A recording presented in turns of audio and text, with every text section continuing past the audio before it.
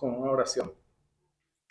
Dios Todopoderoso, eterno, lleno de gracia, lleno de misericordia para con nosotros, lleno de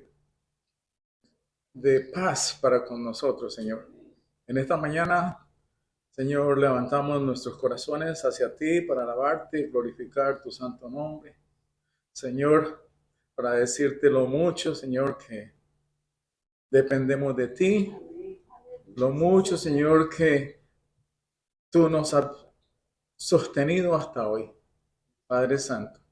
Que tu Espíritu Santo sea sobre nosotros en esta mañana, guiándonos en este estudio. Que sea tu Espíritu Santo, Señor, mostrándonos la gloria tuya. Que tu Espíritu Santo nos muestre la esencia tuya, la verdad de tu existencia ante nosotros, revelada a través de la Biblia. Gracias por cada uno de nosotros, por cada uno de nuestros amados hermanas y hermanas en esta mañana. Padre Santo, gracias por bendecirnos, a nosotros por llamarnos a ser parte de tu familia cristiana. Gracias, Señor, por haber cambiado nuestros corazones y habernos transformado, Señor, conforme a tu voluntad y seguir transformándonos a todos nosotros conforme a tu Hijo Jesucristo, que es el propósito que tú tienes con nosotros, además de, Señor, permitirnos comunicarnos contigo, Señor, hablarte, oírte, Señor, y encontrar en ti, Señor, el refugio y la paz que necesitamos. Gracias, Padre Santo. Hemos orado en tu santo nombre. Amén. Amén. Muy bien. Las Biblias en el capítulo 10. Buenos días. Dios te bendiga. Capítulo 10.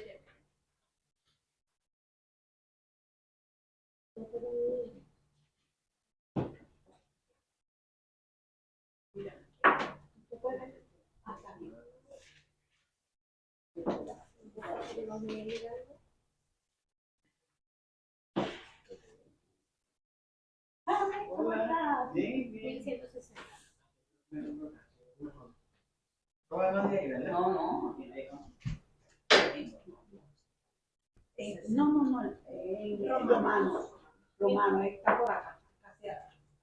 Después de Romanos 10 se queda en la página número 1160. 1160. Página 1160.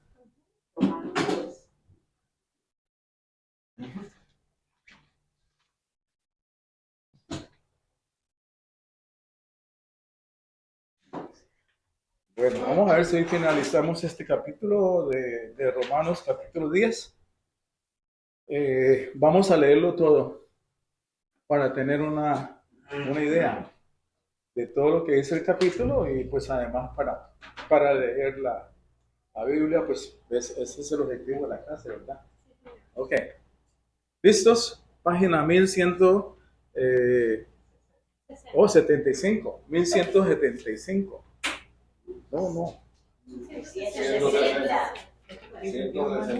¿Qué dije? Sí, capítulo 10, 1160. 1160, ¿sí?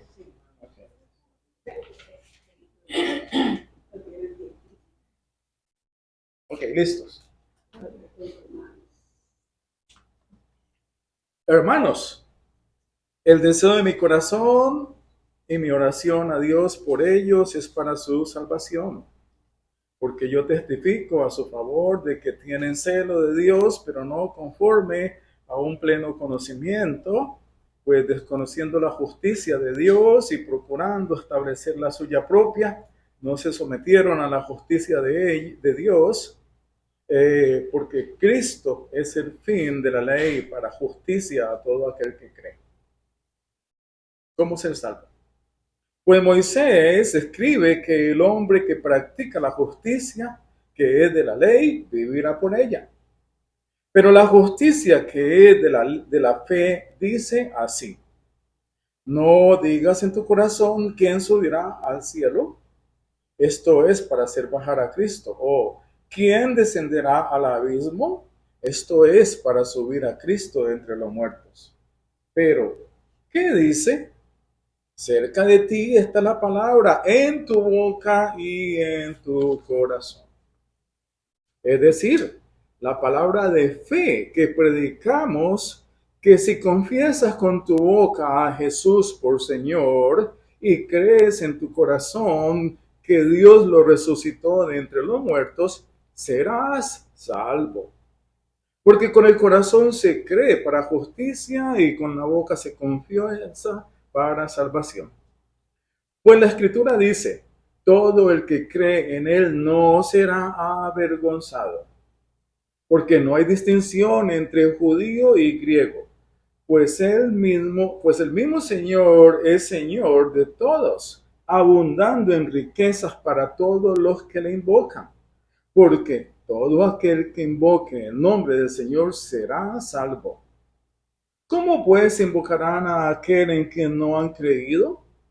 ¿Y cómo creerán en aquel de quien no han oído? ¿Y cómo oirán sin haber quien les predique? ¿Y cómo predicarán si no son enviados? Tal como está escrito, cuán hermosos son los pies de los que anuncian el evangelio del bien. Sin embargo, no todos hicieron caso al evangelio, porque Isaías dice, Señor, ¿quién ha creído a nuestro anuncio? Así que la fe viene del oír y el oír por la palabra de Cristo.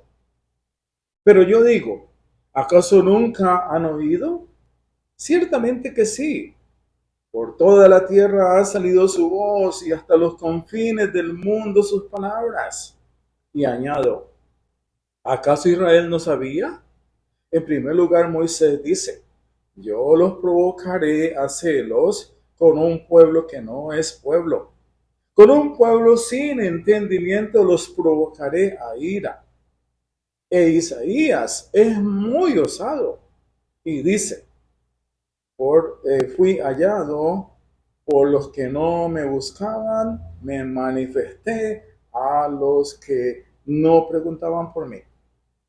Pero en cuanto a Israel dice, todo el día he extendido mis manos a un pueblo desobediente y rebelde.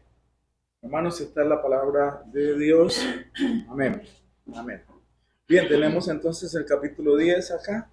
Al principio, entonces, Pablo está hablando de que está muy triste por sus hermanos judíos que han rechazado la salvación.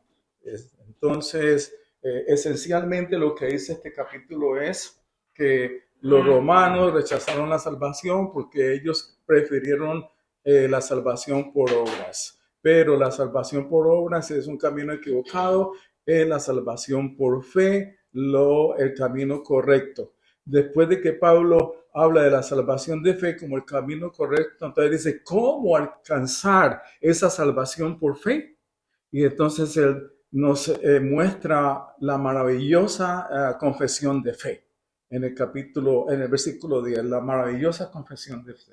Todo aquel que invoque el nombre del Señor, ¿sí? O todo aquel que confiese a Jesucristo como Señor y Salvador será salvo. Esa es una hermosa declaración de la fe salvadora. Y después de que él habla de esa declaración de fe salvadora, entonces dice que ese es el evangelio del cual hablaba a Moisés y del cual hablaba Abraham.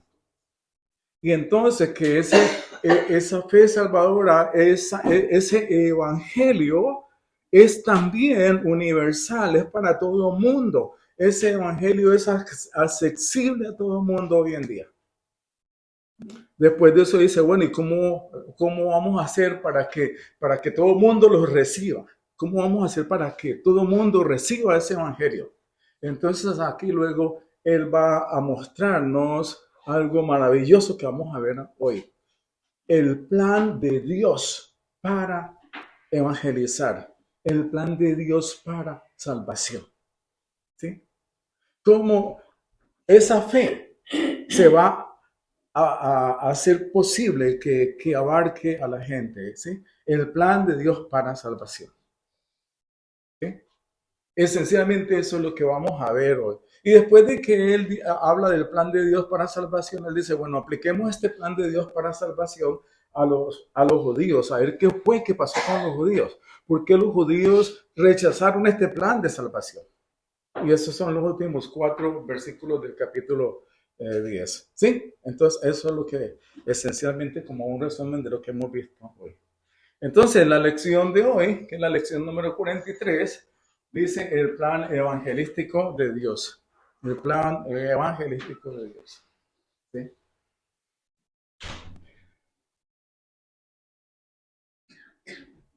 Hoy estamos al 21 de septiembre. ¿Sí?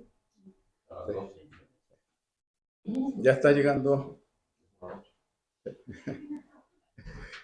el plan evangelístico de Dios. Romanos 10, 14 al 21. Vamos a ver si alcanzamos a ver hasta el versículo 21. Pero sí, lo que me importa es que hoy veamos el plan evangelístico de Dios. ¿Sí? Entonces, el domingo pasado, vamos a ver esto rápido. Vimos la lección titulada ¿Cómo ser salvo? Basada en Romanos 10, 5 al 13. ¿Sí? En el capítulo 9, Pablo ha estado enfocado en explicar por qué los israelitas rechazaron el evangelio, rechazaron la salvación. ¿Sí? El versículo 3 esencialmente declara que los judíos no se sometieron a la justicia de Dios, sino que impusieron su propia justicia. ¿Sí? Buscaban la salvación cumpliendo con la ley. La ley era muy importante para ellos, para los judíos. Más importante que la ley no hay otra cosa para los judíos. La ley es una obsesión para los judíos, una obsesión. Algo que es increíble como ellos tratan de conocer y de cumplir la ley en el más mínimo detalle, en la más mínima coma y punto. ¿Sí? Y eso los llevó a la condenación. ¿Sí? Entonces, como los judíos se basaban todas sus creencias en la ley y ellos estaban aferrados a la ley, entonces lo que hace Pablo es sencillamente, dice, bueno, ¿y quién les trajo la ley a ellos? Entonces, por eso él cita a Moisés, porque Moisés es el que le dio la ley a los judíos. Y si Moisés le dio la ley a los judíos, entonces, y ellos están pensando que siguen a Moisés y por lo tanto siguen la ley y que eso es lo bueno, Pablo sencillamente lo que va a hacer de una manera increíble, dirigido por el Espíritu Santo, va a decir, mira, lo que Moisés dice es que no hay salvación por ley, sino que hay salvación por gracia, por fe.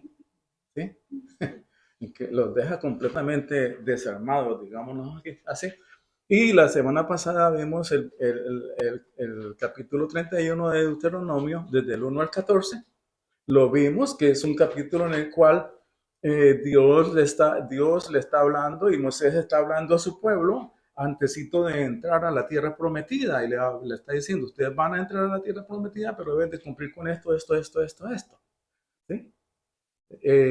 Pero Dios va a poner en su corazón el que lo amen. Va a decir Moisés, Dios va a poner en su corazón su palabra, esta cuestión, y Dios les va a purificar su corazón de todo esa contaminación que han tenido con los gentiles. Dios le va a cambiar eso. ¿Sí? Y dice, ¿será que Dios les está exigiendo mucho a ustedes? Y Moisés dice, no, ¿verdad? No les está exigiendo mucho. No. Para ser salvo no se necesitan grandes obras, ni obras titánicas, ni increíbles, porque la salvación está ahí cerca de ti. Aquí, en tu corazón está la salvación. ¿Sí? Eso lo dice Moisés. ¿Sí? Cerca de ti está la palabra en tu boca y en tu corazón, la palabra de fe. Para Moisés la salvación se basaba en la fe. Y recuerden que palabra de fe, eso es un concepto que Pablo ha venido utilizando y que se refiere al Evangelio. ¿Sí? Que se refiere al Evangelio.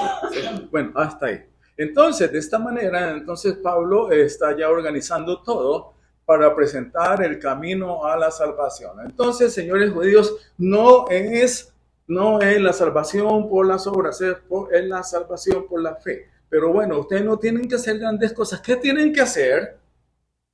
Muy sencillo, muy sencillo lo que tienen que hacer. Y viene acá la declaración de fe. ¿Qué es lo que tienen que hacer para ser salvos? ¿Obras prodigiosas? No. Deben de confesar con su boca a Jesús por Señor y creer en tu corazón que Dios lo resucitó de entre los muertos y serás salvo. Es eso. Aparentemente es una fórmula un poco sencilla, pero tiene su significado y tiene sus consecuencias.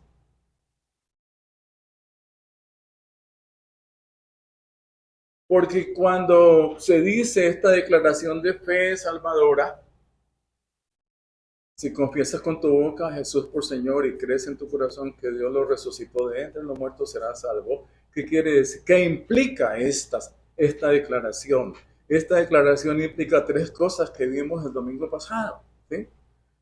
Tres cosas que son absolutamente necesarias. Primero, Jesucristo, declarar a Jesucristo como Dios. Es mi Dios.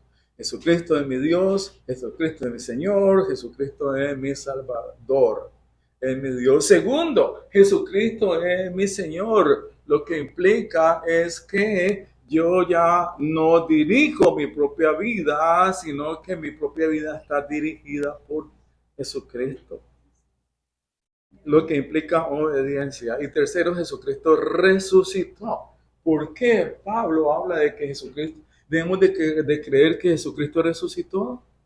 ¿Por qué debemos de creer esto? Debemos de creer que Jesucristo resucitó no solamente porque tenemos un Dios vivo, sino porque Jesucristo resucitó significa que Dios, el Padre, lo resucitó porque estaba completamente feliz de lo que su Hijo había hecho y lo resucitó. Y al resucitó, lo resucitó de la muerte. Y esa muerte de Jesús se debió a su muerte voluntaria para pagar por los pecados de nosotros. Su vida la dedicó a ofrecerla como sacrificio y entonces por eso resucitó. Y luego en el versículo 10 dice, porque con el corazón se cree para justicia y con la boca se confiesa para salvación. Otro famosísimo versículo entre nosotros los cristianos que memorizamos desde pequeños, porque con el corazón se cree para justicia y con la boca se confiesa para salvación. El hecho de que tú digas con tu boca Jesús no quiere decir necesariamente que seas salvo.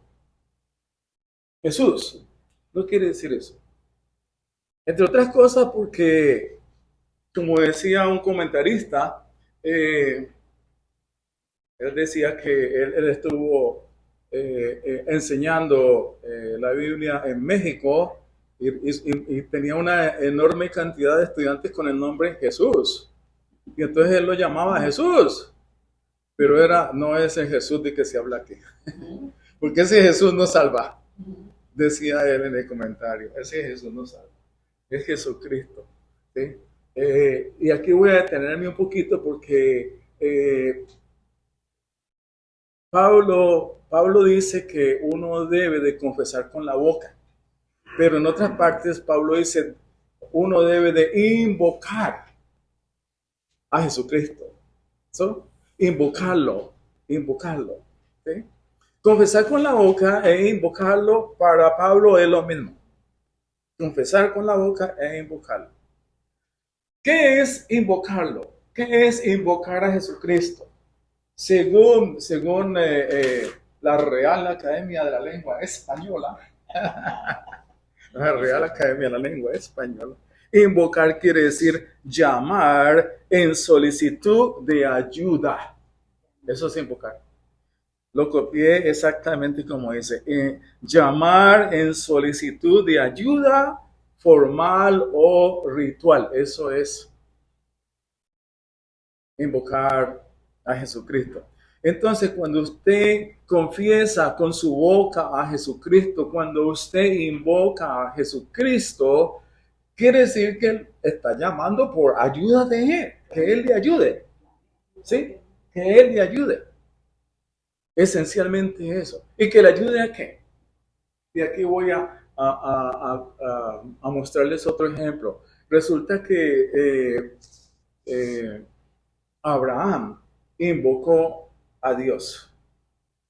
Y hubo tres ocasiones especiales en las cuales Abraham invocó a Dios. ¿Sí? Tres. La primera es que Abraham invocó a Dios después de llegar a Canaán. Abraham construyó un altar e invocó el nombre del Señor. La primera vez. Llegó de Canaán, construyó un altar, hizo unos sacrificios e invocó el nombre del Señor. Después, cuando Abraham regresa de Betel, Abraham volvió a invocar al Señor en el altar que él había construido anteriormente. Y luego vemos en Génesis 22 que dice que después del casi sacrificio de Isaac, ¿se acuerdan? Ese pasaje tan hermoso, ¿ya? En Génesis, cuando Dios le exige a Abraham, tienes que sacrificar tu hijo. ¿Sí? Y Abraham tiene tanta fe que estuvo a punto de hacerlo. Si Dios no lo detiene, si el ángel no lo detiene, ay Dios mío. ¿Sí? Es un capítulo hermoso. Y en ese tiempo, ustedes saben que Abraham construyó el altar y puso la leña y todas esas cosas para hacer el sacrificio. Pero ¿qué hizo Abraham? Invocó a Dios. Invocó a Dios. Estos son los tres episodios más importantes en los cuales Abraham invoca el nombre de Dios. Ahora, ¿qué ven ustedes en común en estos tres episodios? ¿Qué ven en común? ¿Ven algo en común? Bueno, además de invocar a Dios, ¿qué otra cosa?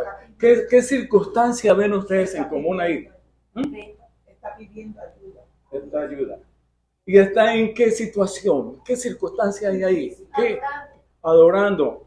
¿A través de qué? Altar. Altar. Eso es. Las tres veces que él lo hace frente a un altar de sacrificio.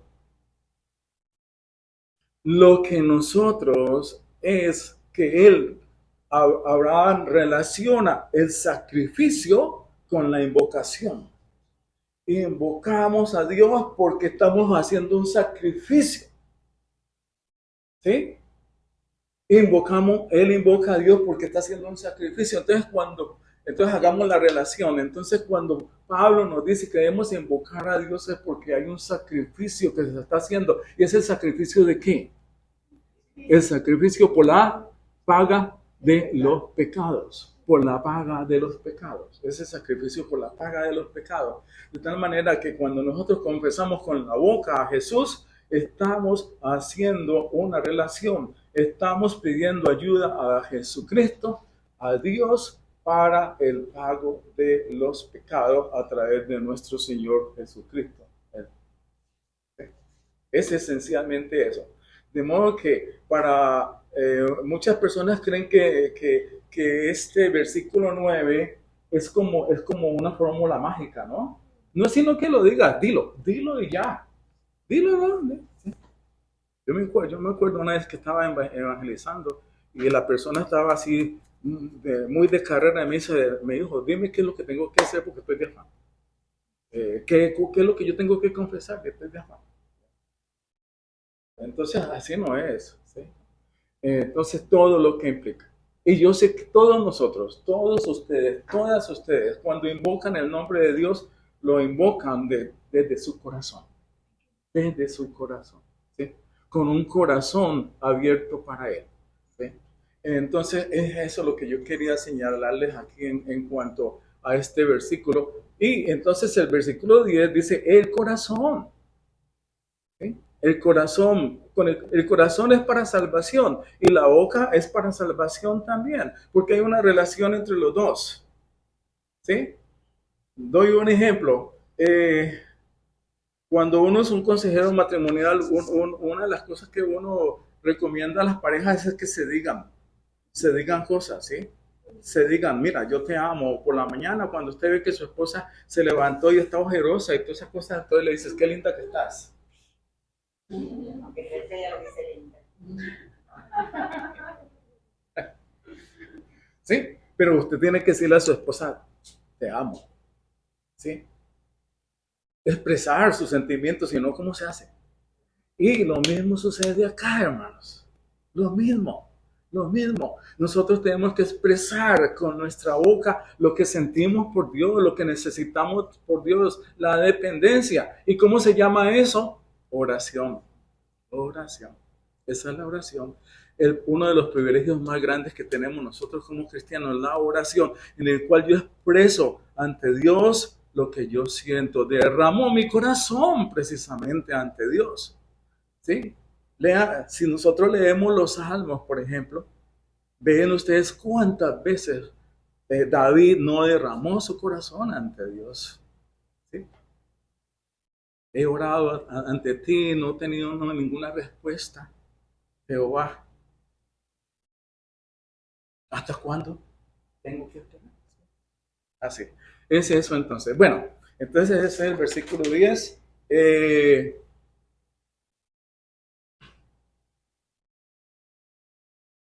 Y en los versículos 11, 12 y 13 que veíamos la semana pasada también, está Pablo enumera lo que es la característica de esa declaración de fe, de ese evangelio. Esas características son tres. La primera, en el versículo 11, el evangelio es universal y efectivo. Versículo 11, el evangelio es universal y efectivo. Versículo 11 dice pues la escritura dice, todo el que cree en él no será avergonzado. O sea que el evangelio es para todos, todo, universal.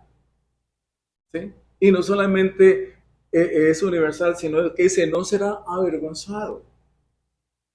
Cuando nosotros creemos en Jesucristo, en Dios, no, el cristiano no es avergonzado, Dios no lo deja, Dios no nos deja, Dios no nos abandona, es efectivo, no es en vano, no es en vano, téngalo por seguro, no es en vano. Si usted está en dificultades, Dios no lo va a desamparar, no lo va a dejar, no es en vano. Entonces es eso. El versículo 12 dice, el evangelio es suficiente. Tengo que cambiar de lentes. Y estos son nuevos. Tienen como 2 semanas. Dice, porque no hay distinción entre judío y griego, pues el mismo Señor es Señor de todos. El mismo Señor es Señor de todos, abundando en riquezas para todos.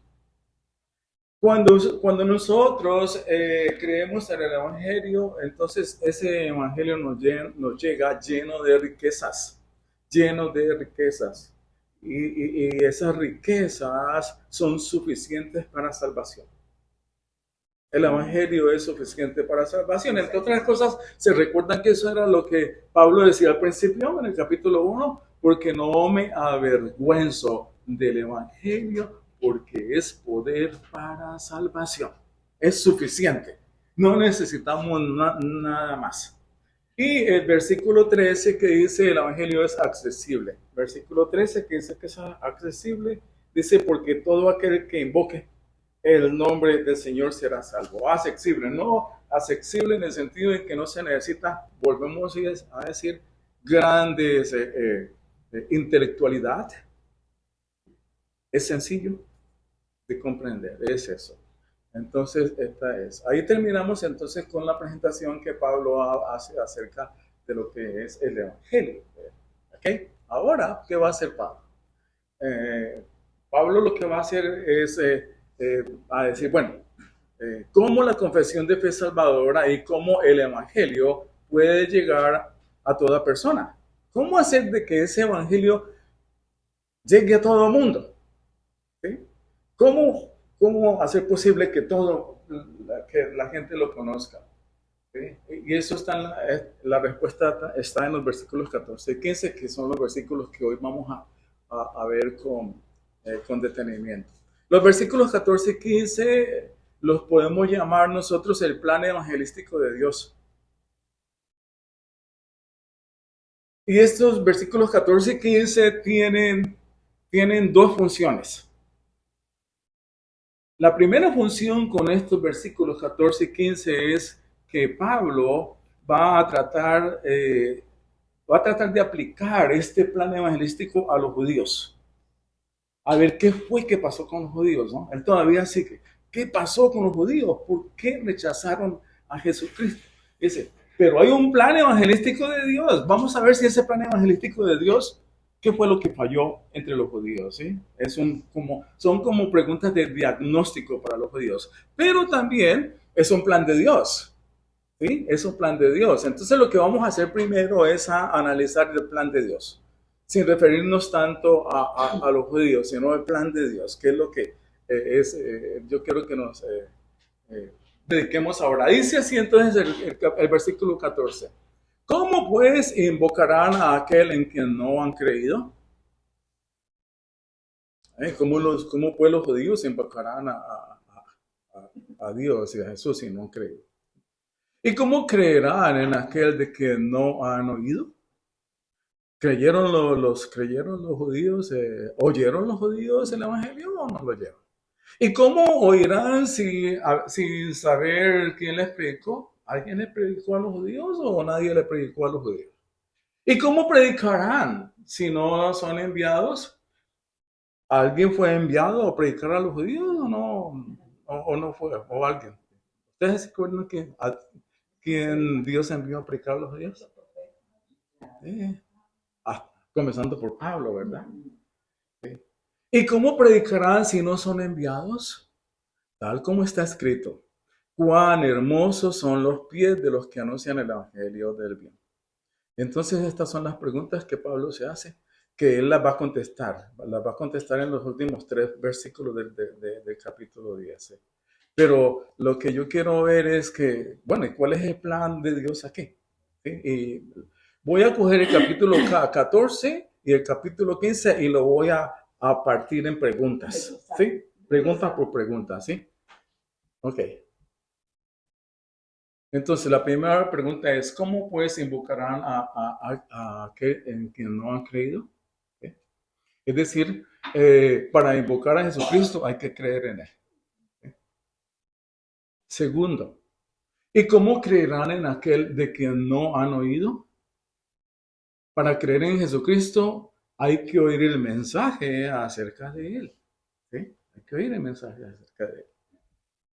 ¿Y cómo oirán sin haber quien les predique? Para oír el mensaje acerca de Jesucristo, alguien tiene que predicarlo. ¿Y cómo predicarán si no son enviados? Entonces, alguien tiene que enviar a alguien a predicar. Para que alguien predique acerca de él, hay que enviarlo. Tal como está escrito, porque tal como está escrito, ¿qué quiere decir esto? Que es lo que el Antiguo Testamento dice. En este caso, esencialmente Pablo está tomando unos versículos de Isaías. Sí, gracias. Y la última pregunta es, o la última parte es, ¿cuán hermosos son los pies de los que anuncian el Evangelio?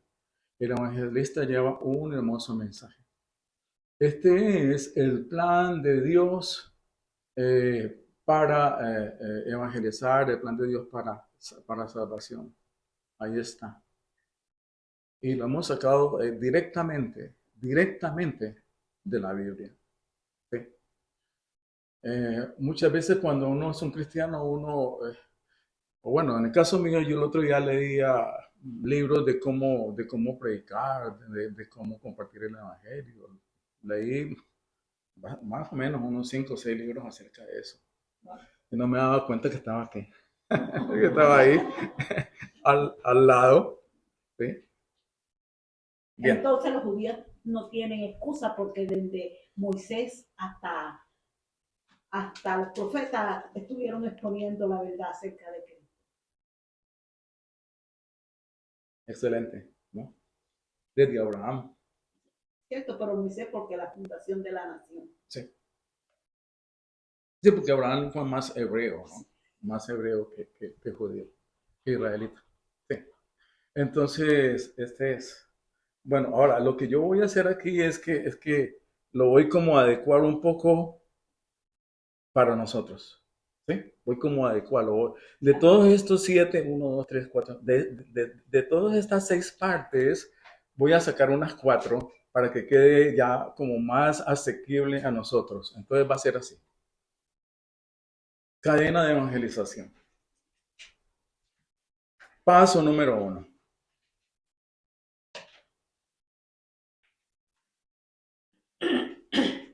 Y para el paso número 1, no voy a comenzar con el versículo 14, sino con el versículo 15. Voy a comenzar de atrás para adelante. ¿Sí? Uno muchas veces hace de atrás para adelante y otras veces de adelante para atrás. Como el cangrejo, usted dice. ¿Sí? El paso número 1. Hay una necesidad de enviar un mensajero. ¿Cuántas veces yo he oído de parte de ustedes que dicen, yo necesito compartir el evangelio a esta persona? ¿Sí? Ya sea el hermano o el amigo. Hay una necesidad de enviar un mensajero. Ese es el paso número 1. Dios necesita enviar mensajeros como punto de comunicación entre Él y esa persona. Hay un puente que debe establecerse. El punto de contacto entre esa persona que Dios ha elegido y Él, ese punto de contacto es un mensajero. Él envía a una persona que le diga, mira, esto. ¿Sí? ¿Qué pasa si tú te ganas la lotería y nadie te lo dice? No te la gana. No te la gana. Qué bien. No se la gana. ¿Sí? No se da cuenta. ¿Sí? Alguien tiene que decirle. ¿Sí?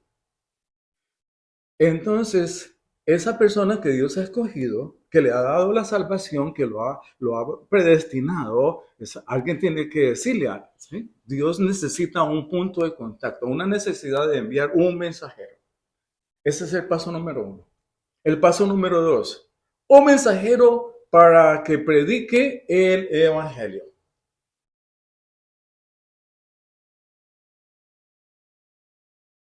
Ahora, ¿cuál puede ser, entre otras cosas, devolviéndome un poco, ¿quién es el mensajero? ¿Quién es el mensajero? Hay muchos mensajeros. Muchas iglesias tienen como mensajeros solamente a los misioneros y pagan mucho dinero para enviar los misioneros a la China y al Asia y por toda parte, ¿sí? Entonces, encárgate tú allá de evangelizar. Pero todo el que acepta a Cristo es un mensajero. Aunque la iglesia no lo unja, es un mensajero. Y tiene el llamado. Es eso. Es el mensajero, es el misionero, sí, él es un mensajero.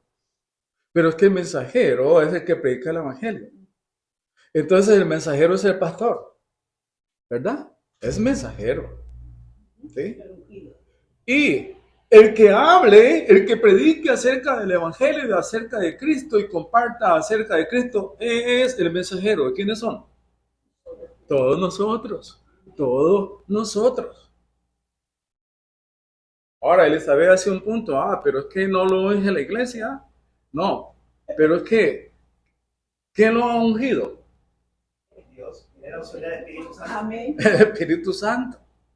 Es Dios quien lo ha ungido, es el Espíritu Santo. Ahora, yo sé que los pastores van a tener otro proceso. Una persona cuando quiere ser pastor tiene otro proceso, ¿sí? En el cual lo que se mira es si realmente ha sido llamado, ¿sí? Pero eso es distinto, aunque sea parte de acá. Entonces es eso. ¿Quiénes son los mensajeros? Todos nosotros. Todos nosotros somos mensajeros. ¿Por qué razón todos nosotros somos mensajeros? Porque Dios nos ha escogido a nosotros, Dios nos ha transformado a nosotros Y Dios nos ha llamado a nosotros, y ese llamamiento que Dios nos hace implica ser mensajeros de su palabra. ¿Sí? Nosotros, amén, Dios, ese es un digno y noble llamado que todos nosotros tenemos. No hay cosa más preciosa que Dios te... Dígame, ¿qué cosa más preciosa hay que Dios te use? ¿Puede haber algo más grande? ¿Puede haber algo más honorable que eso?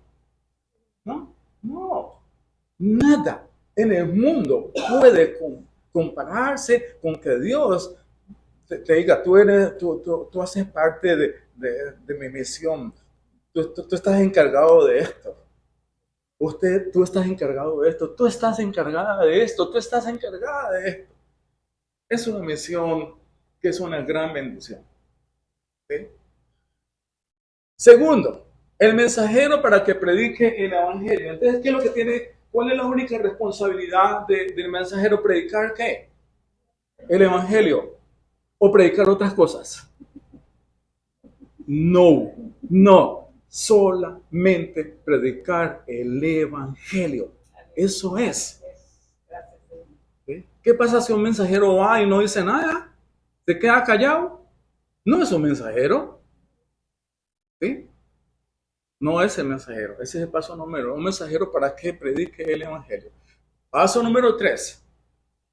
El mensajero tiene que ser escuchado. El mensajero tiene que ser escuchado. ¿Sí? Lo estamos tomando del versículo 14. ¿Sí? ¿Y cómo creerán si no oyen, si no han oído? ¿Sí? El mensajero tiene que ser escuchado.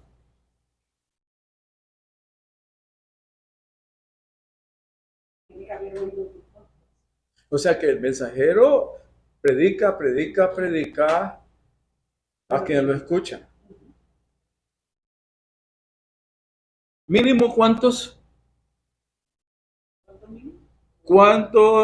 personas mínimo tienen que escuchar al mensajero para que el mensajero les dé el mensaje? 1. 10. 1. Sí. No 20, 30, 40. Pues 20, 30, 40, bueno, sería como algo mejor, ¿no? O mejor no, satisface un poco al predicador. Pero 1. Si Dios te dio la oportunidad de predicar a uno, es una bendición. No te está exigiendo 20 ni 30. Solamente está exigiendo que predique. ¿Sí? Y además una cosa aquí. Además, no solamente el mensajero tiene que predicar el evangelio, sino que debe haber una persona que tiene que escucharlo. Escucharlo. Y escucharlo y escucharlo. Y ahí en nosotros sentados aquí en la iglesia, escuchando, sentados aquí, escuchando, hablando, ¿sí? Preguntando cómo Dios me está hablando acá, ¿sí? ¿Sí? Escuchando. De ahí que, por ejemplo, cuando una persona, es decir, para tener una fe hay que escuchar. Eso es lo que yo quería decir. Y número 4, el paso número 4 es el mensaje escuchado tiene que ser creído. El mensaje escuchado tiene que ser creído. ¿Sí? Que es donde comienza precisamente Pablo, porque Pablo comienza por ahí. Pablo dice en el versículo 14, dice,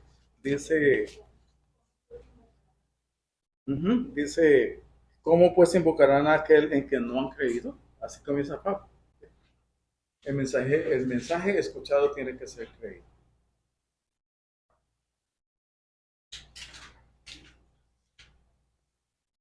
O sea que en la medida en que nosotros escuchemos el mensaje, vamos a estar creyendo en el mensaje. Esa es la cadena de evangelización, ese es el sistema de evangelización.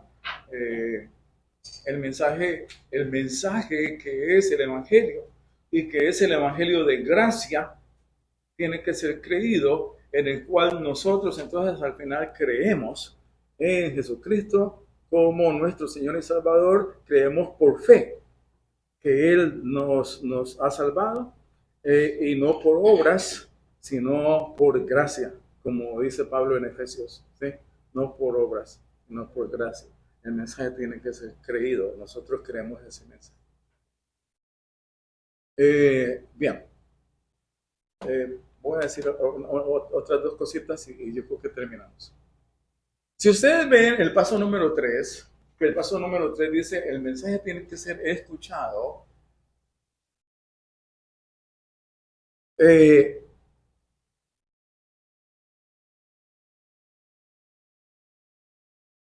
Esto implica lo que Pablo dice en el versículo 17. Así que la fe viene del oír y el oír por la palabra de Cristo. ¿Sí? Otro bello versículo que nosotros hemos aprendido desde mucho tiempo, ¿verdad? ¿Sí? La fe viene del oír y el oír por la palabra de Cristo. La fe viene por oír el Evangelio y oír el Evangelio ¿de qué? ¿De quién? De Cristo.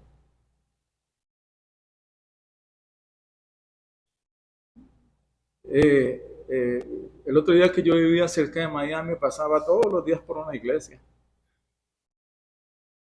Bautista, creo. Pero tenía un letrero que decía Iglesia Bautista Victoria, algo así, decía abajo, nosotros predicamos a Cristo crucificado. Me llamaba tanto la atención eso, nosotros predicamos a Cristo crucificado. Y esta iglesia tenía ¿cómo se llama? Un letrero grandísimo, ¿no? Que iluminaba y que cambiaba, le ponían diferentes versículos. Y le cuento que eso a mí me daba tanto ánimo por las mañanas cuando yo iba a trabajar todo, pues, cansado, desmotivado, y leía el versículo de ahí, y eso era bendición para mí. Bien, entonces, la fe viene del oír.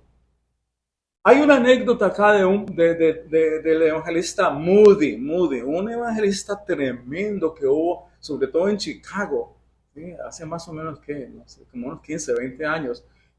Moody, gran evangelista, a través de esos mensajes fueron cientos de personas que se convirtieron al evangelio. Él decía que él al principio, cuando comenzó como cristiano, él le rogaba a Dios, Dios, dame fe. Por favor, dame fe. Dame fe.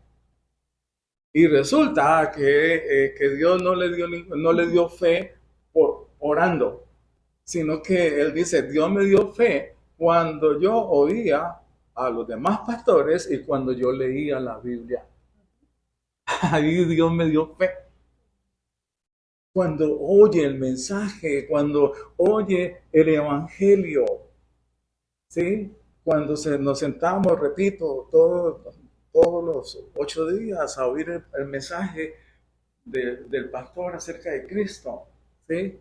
Todos los días. Esa es la fe, de modo que la fe viene de Dios, Dios nos da la fe, pero el oír nos construye la fe, nos afianza la fe, ¿sí? Exactamente es eso. Entonces, eso está implícito en el paso número 3. Y el paso número 4 también está implícito algo. El paso número 4 dice, el mensaje escuchado tiene que ser creído. Tiene que ser creído. De modo que, ahora, si tiene que ser creído, pues, ustedes saben, hay muchas veces que el mensaje es escuchado, pero no es creído. Pero tiene que ser creído, ¿cierto? Si no, entonces, ¿cómo van a hacer las cosas? No hay sentido. Entonces, si tiene que ser creído, miren ustedes, regresamos nosotros al versículo 9. Qué belleza. Versículo 9, si confiesas con tu boca a Jesús por Señor y crees en tu corazón que Dios lo resucitó de entre los muertos, serás salvo. Entonces, la confesión de fe que Pablo nos dio en el versículo 9, ¿cómo va a ser posible que una persona haga esa confesión de fe y sea salva? ¿Cómo va a ser posible? Con esos 4 pasos. Va a haber una confesión de fe. Esos 4 pasos de la cadena evangelística va a ser posible que esa persona que tú estás discipulando llegue entonces a confesar y hacer una confesión de fe que yo no la llaman confesión de fe salvadora. Confesión de fe salvadora. La fe que salva, porque hay muchas clases de fe, ¿sí? ¿Sí? Pero la fe salvadora. Entonces, de una manera increíble, Pablo, entonces ya, según esto ya regresamos nuevamente al versículo 9. ¿Cómo hacer posible que estas personas que nosotros estamos interesados sean salvos, serán salvos? Bien, vamos a terminar aquí entonces.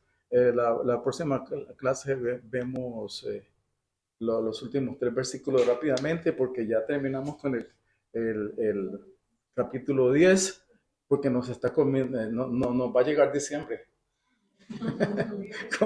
con Romanos. Bien, pastor, ¿quieres orar por nosotros, pastor? Señor, gracias te damos por esta clase. Gracias por mostrarnos, Señor, cómo tu palabra es tan clara y tan sencilla. Cómo podemos evangelizar a otros. Señor, ¿qué es lo que tú dices acerca de compartir el evangelio? Gracias, Señor, porque sé que has quitado en más de uno un enorme peso de encima. Al mismo tiempo les has dado una perspectiva clara sobre cómo, Señor, cómo es que tú quieres que compartamos el mensaje. Ayúdanos a ser buenos mensajeros, a transmitir lo que ya sabemos, lo que ya conocemos, a estar dispuestos a hacer relaciones y dejarte a ti, Señor, obrar para salvación de todos aquellos seres queridos que están a nuestro cargo, a los que estamos discipulando o a los que conocemos por casualidad. Ponemos, Señor, a todas esas personas por las cuales estamos evangelizando. Las ponemos, Señor, esta mañana en tus manos. Amén. Amén.